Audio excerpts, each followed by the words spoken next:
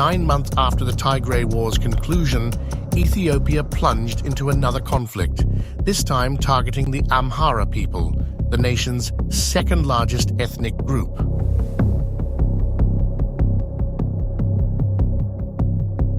A devastating war waged by Prime Minister Abiy Ahmed and his ruling Oromo Prosperity Party against the country's Amhara region.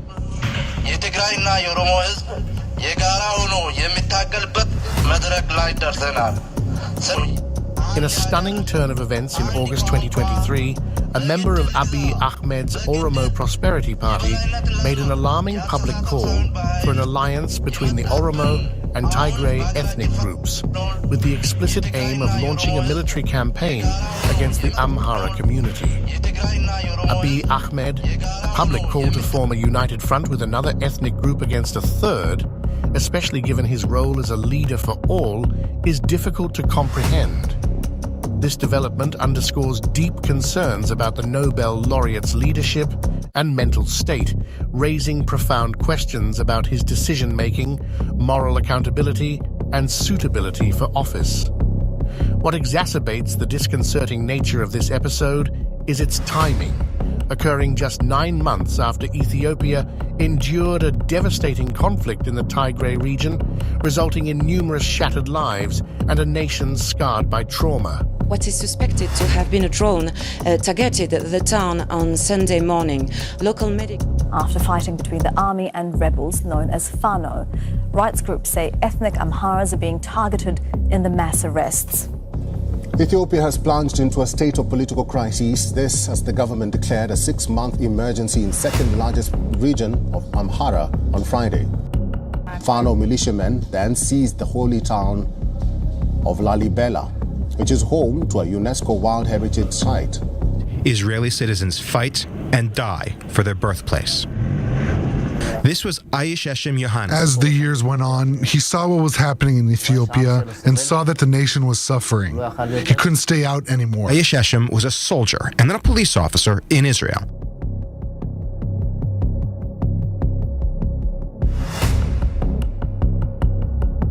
Abiy Ahmed and the TPLF forged a historic peace deal in Pretoria following one of the deadliest 21st century conflicts, resulting in millions of lives lost and an economic toll of $28 billion.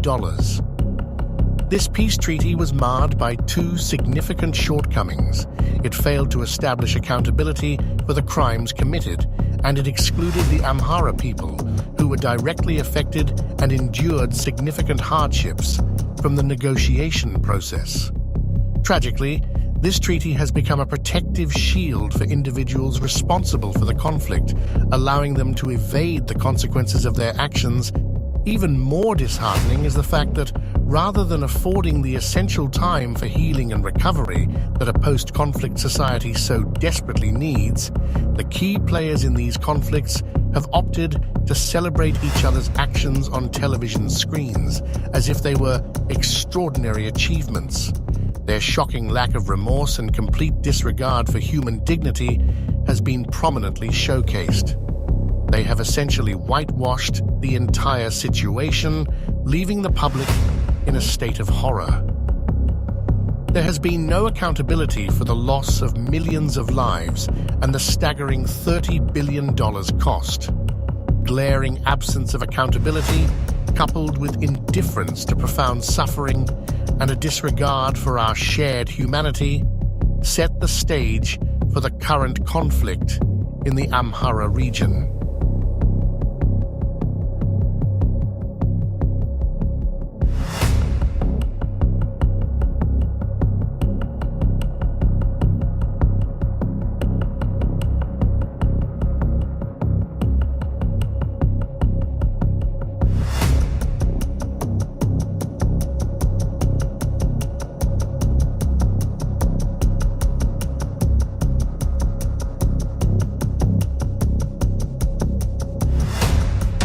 In the global arena, a significant oversight is evident, and it is a shared blind spot among the international community, journalists, scholars, and analysts alike.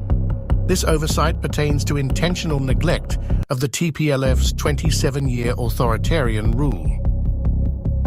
Western media and purported analyses typically commence their narratives from November 2020, marking the start of the Tigray conflict, thus largely ignoring the extensive history and repercussions of the TPLF's 3 decades-long rule.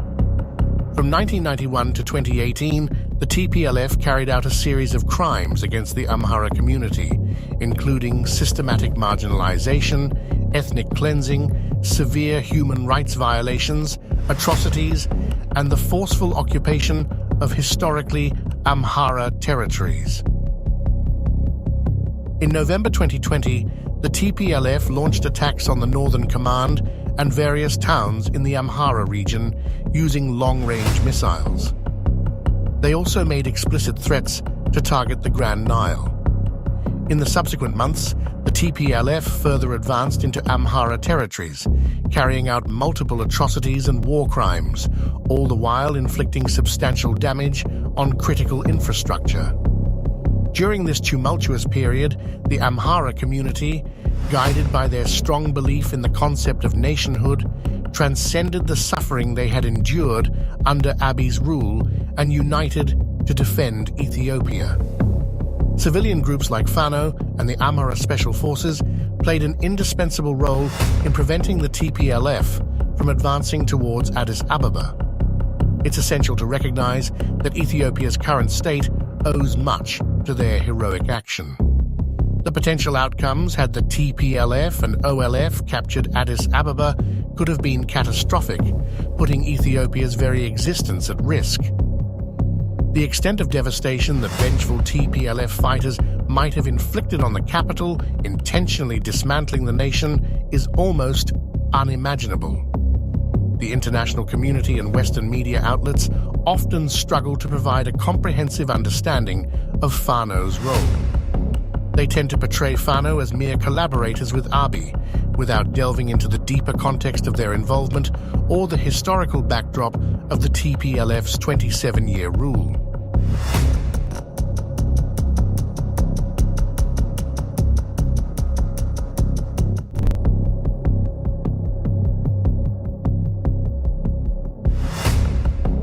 Villages full of dead bodies.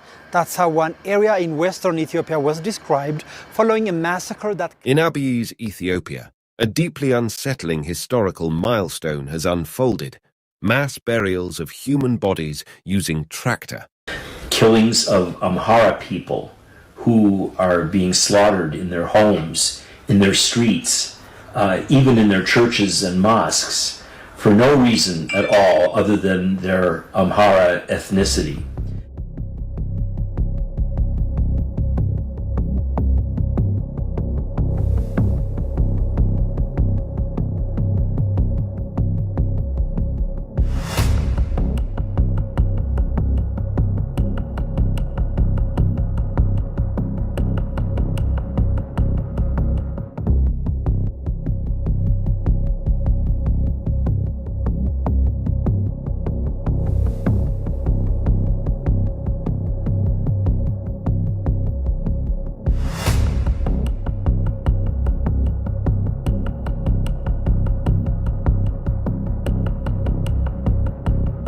Over the past half-century, the Amhara community has tragically suffered through a continuous cycle of ethnic cleansing and mass atrocities that could be characterized as genocide.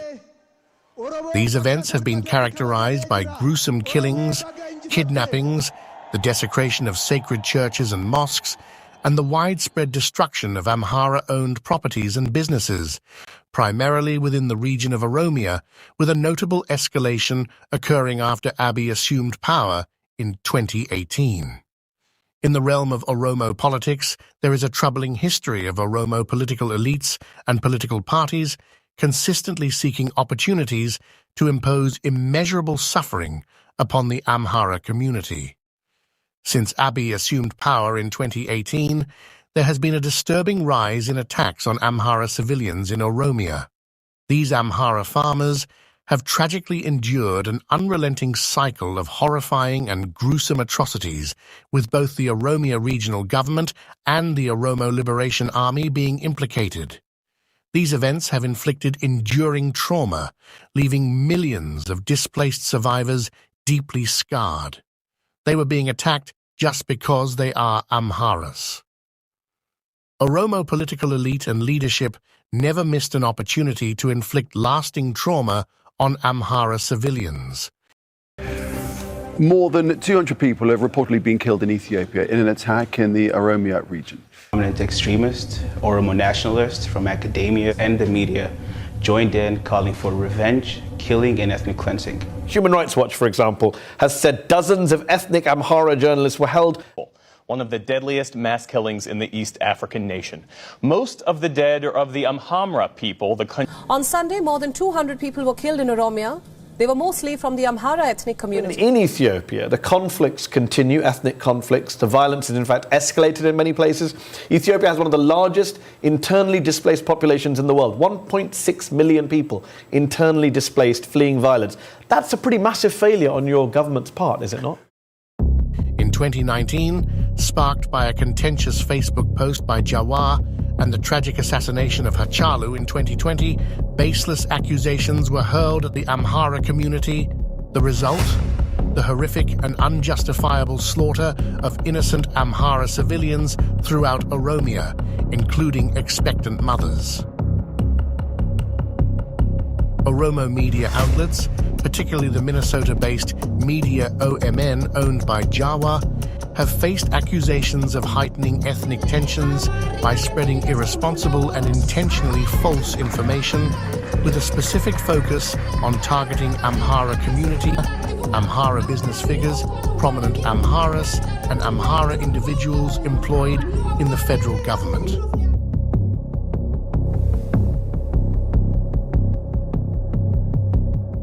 In the last 5 years, in a resounding chorus, Amhara voices, ranging from parliamentarians to everyday civilians, diaspora members, activists, academics, and journalists, have relentlessly implored Abiy to address and confront the recurring Amhara atrocities and shield civilians.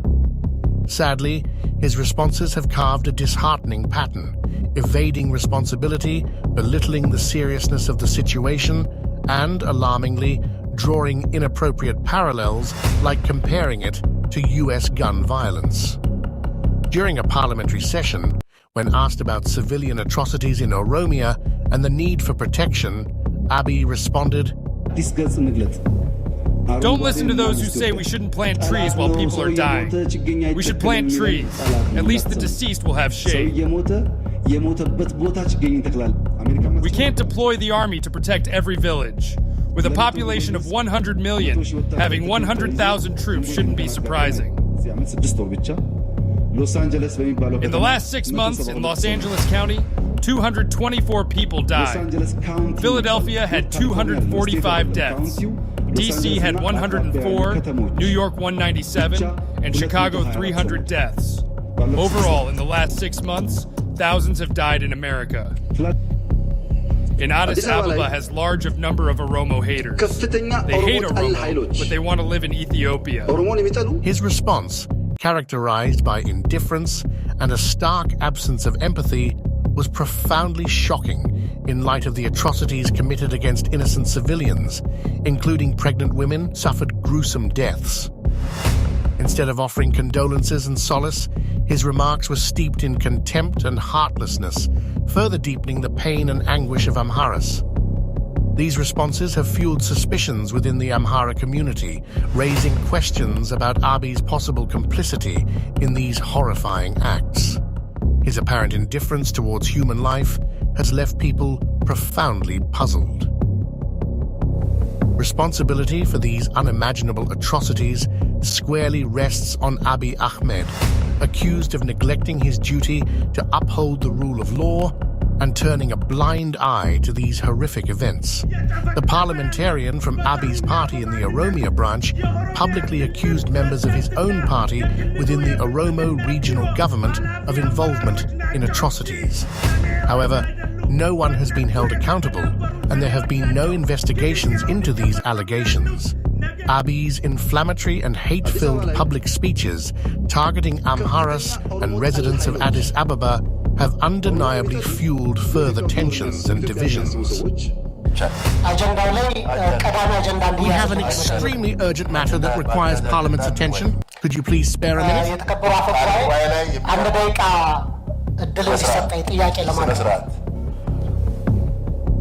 You are not allowed to talk. Shut down the mic.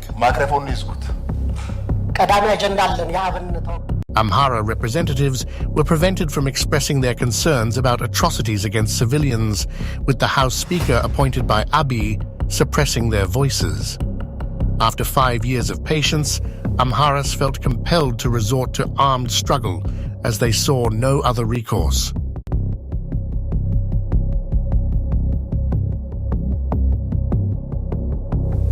Over the course of the TPLF's 27-year rule, the Amhara region experienced a pronounced period of neglect and underdevelopment.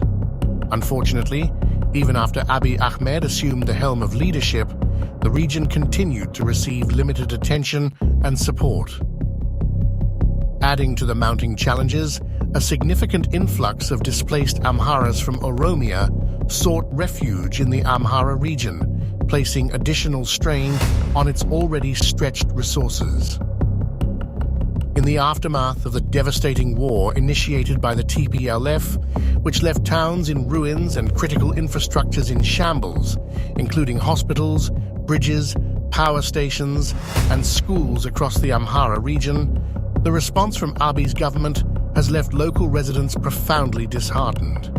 Pleas for assistance from the beleaguered region seem to have fallen on deaf ears, exacerbating the feelings of anger and frustration among the population.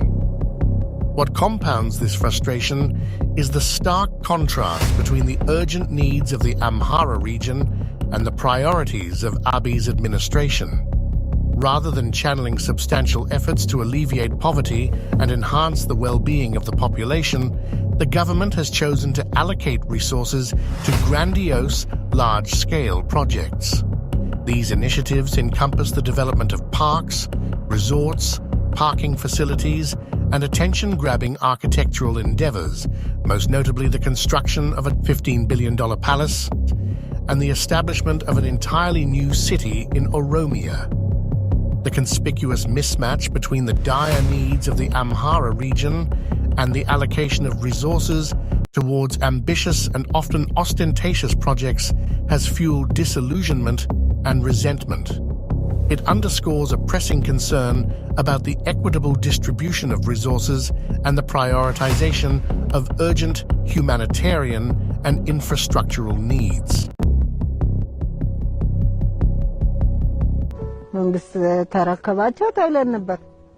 Abiy Ahmed's government displayed minimal, if any, initiative in the efforts to rescue the 18 Amhara students who were enrolled at a university in the Oromia region and have been missing for over 3 years. The Amhara towns bordering Oromia have endured persistent destruction, and there has been a perception that the Oromo regional government either participated in or turned a blind eye to these incidents. This has added to the despair and lack of hope for their recovery.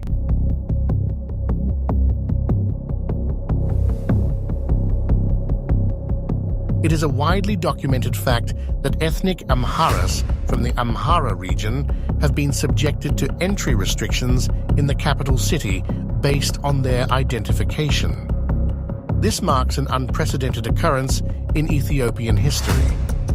Apart from its political ramifications, these measures have resulted in significant disruptions and hardships.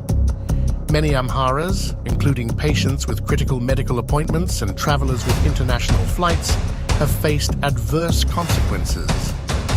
It has become customary for Amharas to endure up to 4 days of waiting before being granted entry to the city.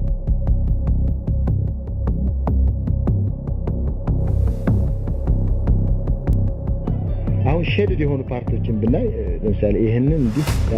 In 1990, this video was aired on national television, just a year before the TPLF assumed power. During that time, 2 senior members of the TPLF made a consequential choice to disassociate themselves from the TPLF and turn themselves over to the government. In their televised statement, they issued a dire warning to the Ethiopian people, cautioning that if the TPLF were to come to power, it might annex historical Amhara lands. Their prediction proved accurate, as the TPLF maintained control over these lands for 27 years, finally relinquishing them in the year 2020. In 2020, Amhara lands that had been forcefully taken by the TPLF were rightfully returned to the Amharas, marking the establishment of local Amhara administrations. Abiy Ahmed initially asserted that these disputed regions rightfully belong to the Amharas, resulting in their transfer to Amhara control. Insignificant and surprising policy reversal. Abiy Ahmed has now decided to give control of these Amhara lands to Tigray, planting the seeds for another cycle of violence in the years to come. Abiy's administration, rather than fostering reconciliation and unity, appears to be employing a divisive strategy reminiscent of colonial rulers, pitting one ethnic group against another, perpetuating a distressing cycle of violence and bloodshed.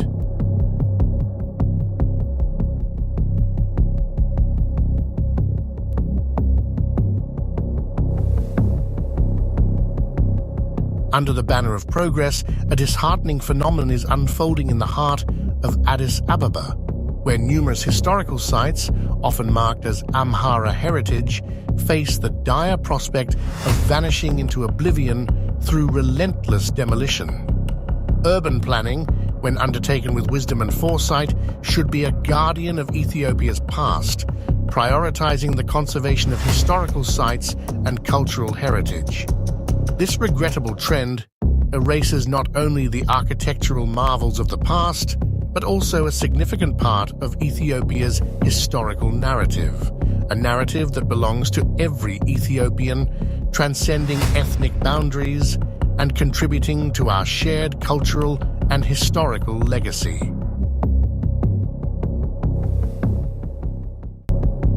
In the complex arena of global diplomacy, Addis Ababa currently holds the prestigious 4th position. Yet beneath the surface of this international recognition lies a city grappling with a host of intricate challenges. Approximately 80% of the city's population does not belong to the Oromo ethnic group. However, recent developments in the city's governance have raised concerns about favoritism, corruption, and a departure from democratic principles. One of the most glaring issues has been the appointment of an Oromo mayor by Abiy Ahmed, who notably lacks a native connection to Addis Ababa. This decision has given rise to allegations of favoritism and nepotism, raising questions about equitable representation and the principles that should underpin governance in a multi-ethnic society. Equally concerning is the widespread placement of unelected officials from the Oromo ethnic group into key positions within various city and local administrations. This practice runs counter to democratic norms and further exacerbates concerns about equitable representation in the city's leadership. In a city where Amharic is the mother tongue for more than 80% of the population and serves as the primary language for daily communication, the compulsory introduction of the Oromo regional anthem and the mandate for students to raise the Oromia flag each morning have added fuel to the fire. These actions have intensified tensions and raised questions about cultural inclusivity and respect for linguistic diversity.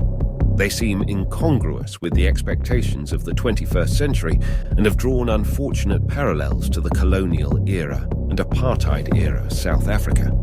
In a city of roughly 6 million residents, the need for adequate representation and respect for diversity is paramount. The challenges faced by Addis Ababa reflect broader issues of governance, identity, and democracy in Ethiopia. As the nation continues to navigate a complex path toward progress and unity, The manner in which Addis Ababa addresses these challenges will undoubtedly play a crucial role in shaping its future and the future of the nation as a whole. Furthermore, the authority of the Addis Ababa police force appears to be limited, while Oromia's police and security agencies operate with impunity, leaving Addis Ababa residents living in fear.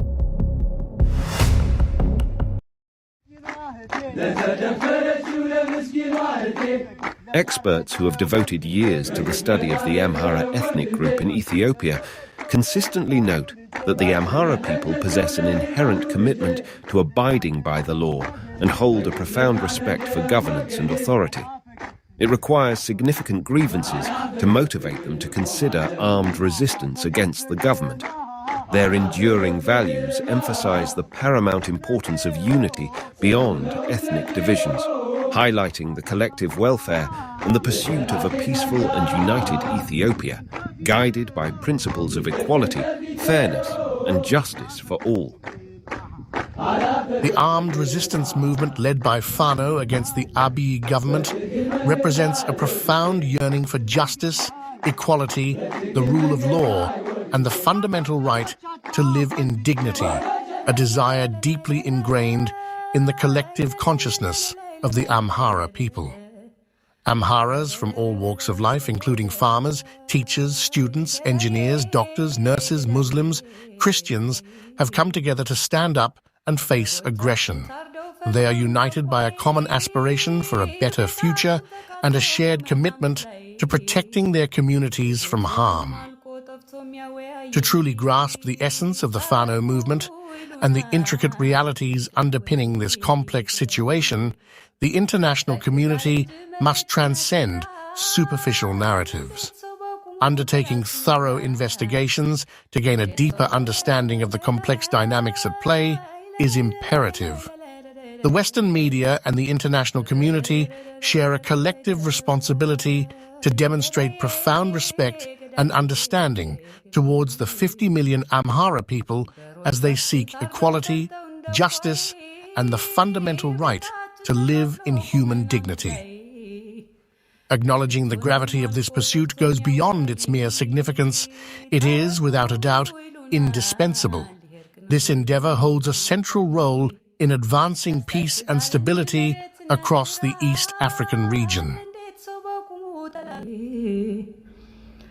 በሮቻችን ታርደው ፈርተው እንደምቧይ ቤታችን ተቃጥሎ ቆመን አመድ ላይ እህት ወንድም አልቆ ጠፍቶ የሚያወያይ ታረቁ ይሉናል ይርቅ ነው ወይ ገዳይ